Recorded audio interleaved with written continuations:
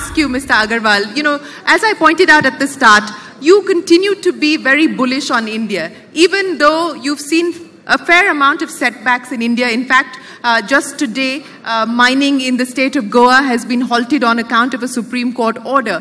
What makes you continue to be confident about investing in India, and what do you believe is the need of the hour for us to be able to propel ourselves to an 8% plus kind of growth rate over the next few years? No, I'm always going to be bullish on India. 20% population of the world live here, the largest democracy of the India. 1%, 80% of the population has voted. Where else you can find something like this? You know, I have a 3 or 4 things just for the audience also to think. You know, what we are talking is business. We are talking business and how business being conducted in the world.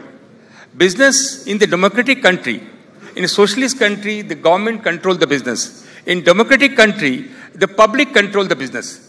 If the bank, if you see the example of L&T, if you see the example of ITC, if you take the example of SDFC, these are the institution is well regarded in the world. Why can't we have at least 50 companies in the government sector, which is phenomenal? This is a game changer. Whether it's a ONGC, whether it's a SAIL, anything. Let the public, why to privatize and give these companies to the individual like me? There are the position where these companies can be handed over to the public. These are the large public shareholder. Let them decide the board. Let them decide the CEO. If CEO does not perform, he will come down. If you see the world pattern is, if you see the amount of CEO in the world are Indian. The most of the tech company, most of the manufacturing company is run by the Indians. So you're saying why can't the Indian company be run by the CEOs? Why we look at the India's individual business people? Business people are there to take the risk, entrepreneurship. But rest of the business cannot be handled by the government. So 30% of the shareholding government can keep. This is one of the idea. And 70% can be handed over to the public and let them decide. So that was, and your question about the mining, I always said, above the ground, you can have cloth, above the ground, you can have a 2 square meal. But if you want to eradicate poverty, and if you want to create job, you have to go below the ground. Mother Earth is saying that I have oil, I have a gas, I have a gold, I have a copper. The largest employer is the below the ground. And it is the high time where we should look at and see why we should create job outside India. Millions of jobs being created outside India and the goods being imported here. Why can't we produce our own goods here? So this is one of the things. It is very unfortunate when the place like Goa, 75 years mining being happening.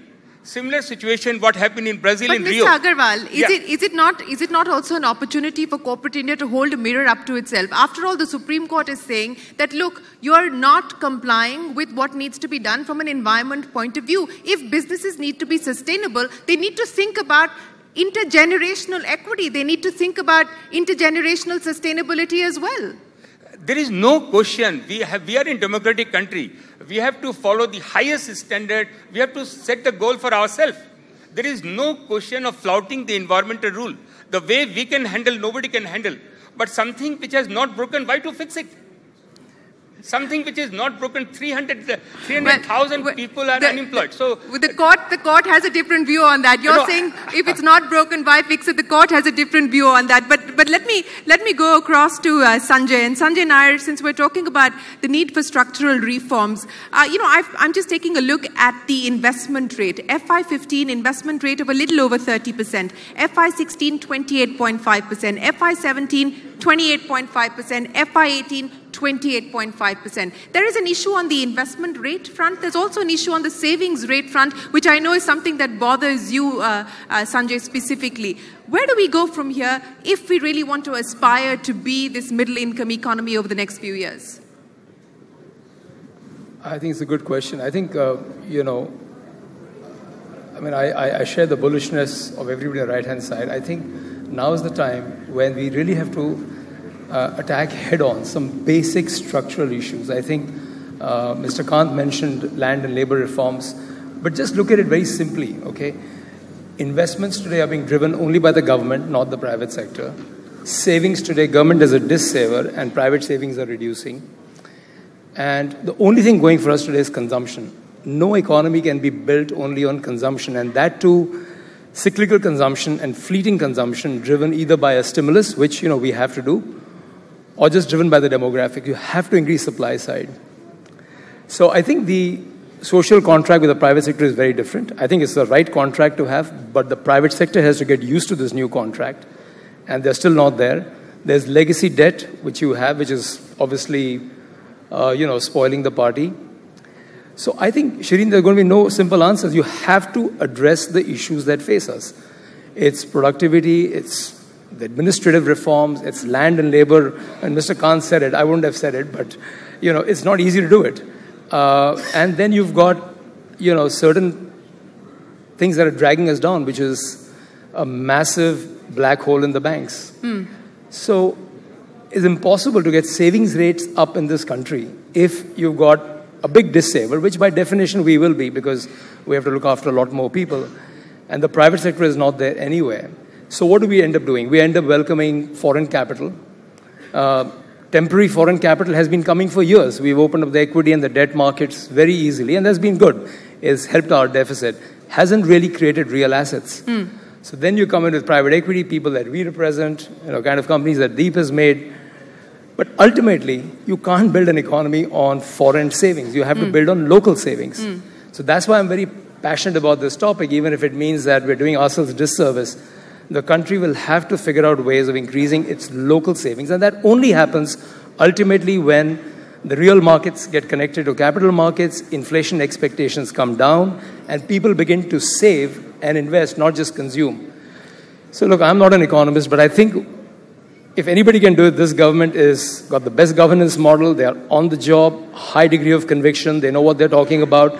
Somewhere we got to get these 4 or 5 structural things going. If we don't do it now, it's just going to get late and late. If we don't do it now, it's going to be too late. Deep Kalra, I want to come to you now with the startup story. I'm just taking a look at, again, data. The US $76.4 billion of investment-backed deals by venture capital. China, $65 billion. I mean, India, where it's very, very different, the Indian startup ecosystem. I had Vijay Shekhar Sharma on my show a few days ago, and he said that there is no level playing field for Indian companies, that we're giving too much to companies that are based in China, companies that are based in the US, etc. We're not helping the domestic entrepreneur. Deep, A, do you agree? And B, what's the remedy? Yeah, I totally agree. I've been saying that for a long time. I know Amitabh is not happy when I say that, but I'll tell you why. I think we have a unique opportunity with the new age economy, digital, new age, moving across to AI, machine learning, data science. And the unique opportunity is it'll be very hard for people to disagree, including Mr. Professor Krugman, who walked in, that Indians are among the smartest people in the world. I think among the smartest people is fair to say. The CEO of Google today, the CEO of Microsoft today, and the CEOs, just like Anil said, of many, many companies overseas, leading the companies globally are Indians. So there's no dearth of brain power. And actually, that's all we need to win in this game. However, we've rarely come up with products and not services. I'll come to the service sector where we did a great job, and I'll also tell you why. But in products, we've rarely come up with products that are made in India, which we all want to do, but can take on the world. And today, with technology and the fourth revolution, there is no reason we can't do it today. So I think what do you want, Deep? What is it that you want from Mr. Prabhu and Mr. Kant? I want a lot, but I'll start by saying, so IT and ITES, we all know, became jewels in the Indian crown, and we created great companies like Infosys and TCS and Wipro and many others. We did do something for them. The same crop of people. We have Raman Roy sitting right here. We created, I think 10A, 10B really helped them. And I'm not speaking, for Make My Trip personally. I'm really speaking for the industry. I think we should pull the thread out 10 years, 5 years to 10 years, and we should see what do we want. Do we want Indian companies which can reply to Prime Minister's call for when will we get a Google or a GE out of India? I think we have a great opportunity today. We have the know-how, we have the people, we have a very fertile ground. We have 400 million people, Indians connected today. So we are no longer any different from Silicon Valley, US or China. We have a lot of people. Of course, our consumption power is lower. There's no question, but it's still very large. We have out of these, I think, 200 million people who can afford to buy something. And the interesting part is beyond 175, 200 million people, they actually are not comfortable in English. So finally, we will have that advantage too. But I think we have taken Atithi Devo Bhava too literally. Mr. Prabhu, thank you very much. And I think the issue of how you locally address these problems will be taken forward by the next panel. But Deep Kalra, Sanjay Nair, Amitabh Kant, Mr. Rajneesh Kumar and Mr. Anil Agarwal, appreciate you joining us here at the Rising India Summit with your prescription for what will take India forward. Ladies and gentlemen, a big round of applause for our panelists here this evening. Let me set the context for the conversation that we intend to have. We've seen a steady growth rate of about 7% for the last decade.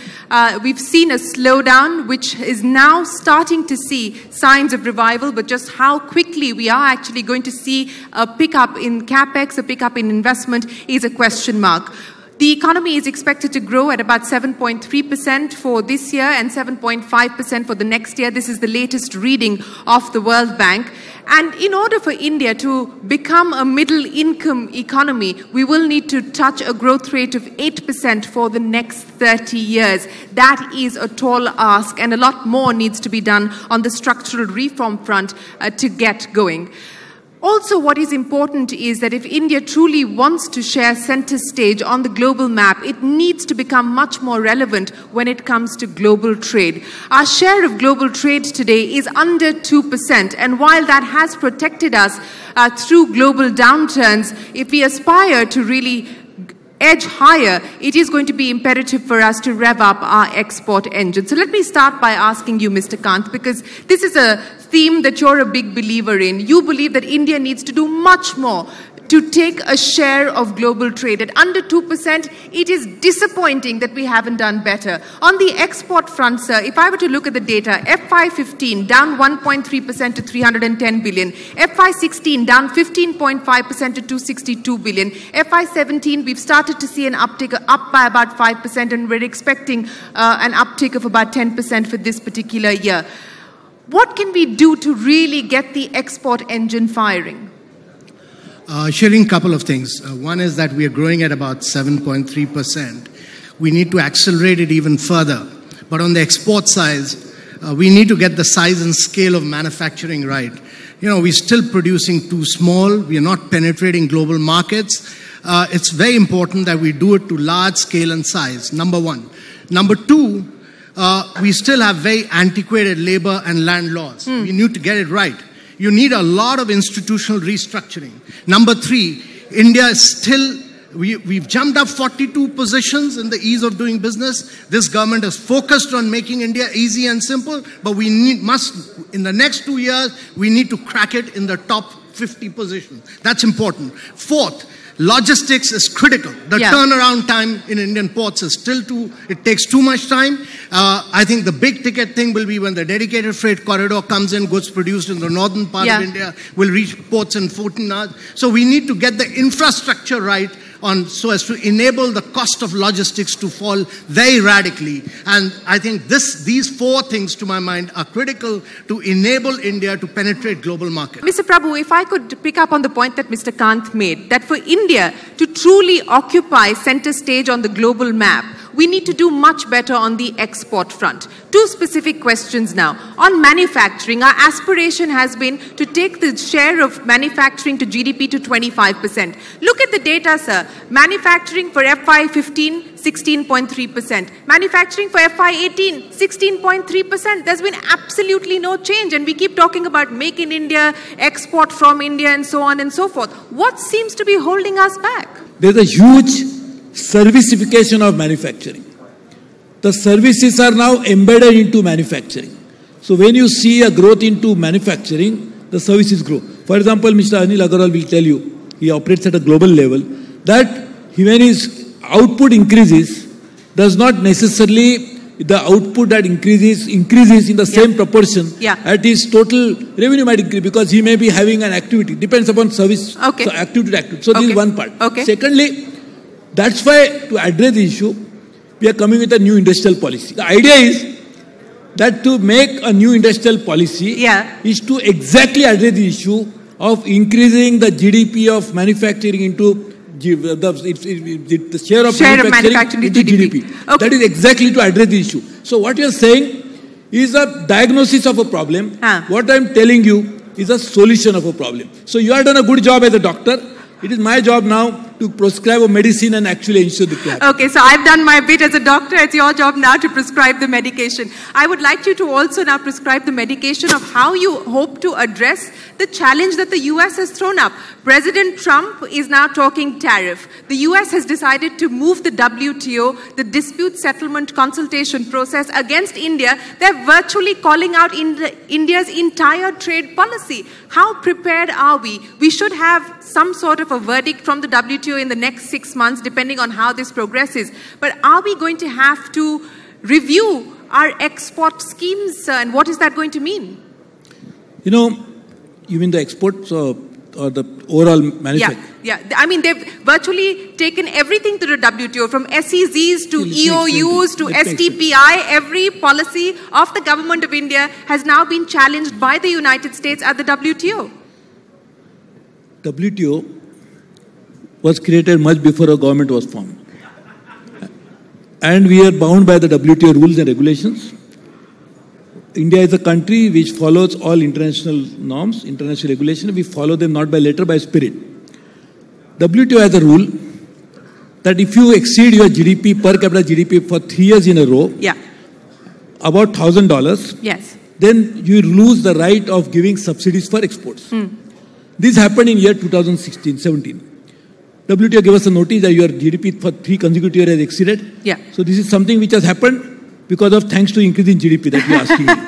But increase the GDP led to this issue. It's a good problem to have. And when this rule was made, way back in 2011, I have been since then consistently, even as late as now, I raised the issue with the WTO, that when this rule was made, those countries were already about $1,000. They were given 8 years to adjust to the new regime. Whereas when we exceed in 2017, we should also be subjected to the same regulation. We should also get 8 years. There is an ambiguity about it.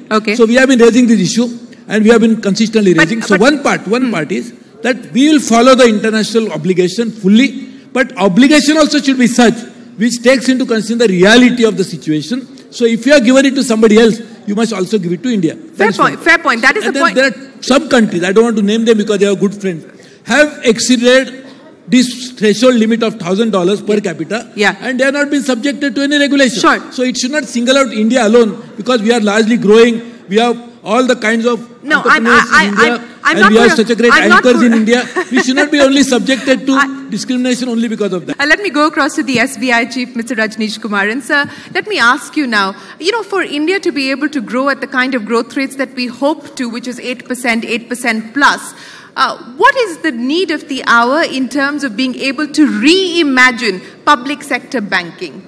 Is privatization the answer? Is consolidation the answer? Is more regulatory power to the Reserve Bank over public sector banks the answer? Should we look at ownership and control differently when it comes to public sector banks? What is the answer to your mind, sir? Too many questions in one question. So my views on privatization versus public, they are very well known by now. My view is that ownership should not matter. Public sector, there are ample examples of very good companies, excellent companies. Private sector, again, very good examples, excellent companies and very bad companies. So there is no uniform prescription that if you are in private sector, then you are good.